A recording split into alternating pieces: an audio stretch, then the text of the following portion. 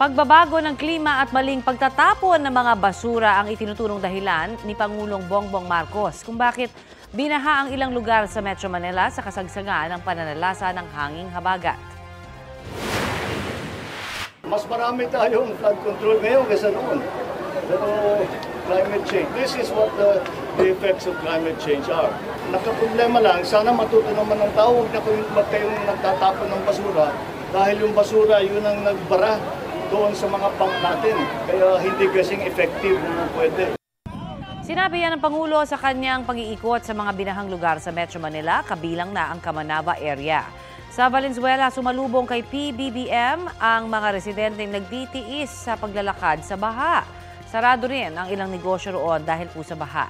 Pagdating sa evacuation center sa Barangay Malanday, hindi na bumaba ang Pangulo dahil mataas pa rin ang tubig. Nag-ikot din sa Navotas ang Pangulo. Inatasan niya ang MMDA at DPWH na maghanap ng kahit pansamantalang paraan para habang hindi pa tuluyang nakukumpuni ang nasirang floodgate. Kapuso, para sa mga maiinit na balita, mag-subscribe sa GMA Integrated News sa YouTube. Sa mga kapuso naman abroad, subaybayan nyo kami sa GMA Pinoy TV at sa www.gmanews.tv.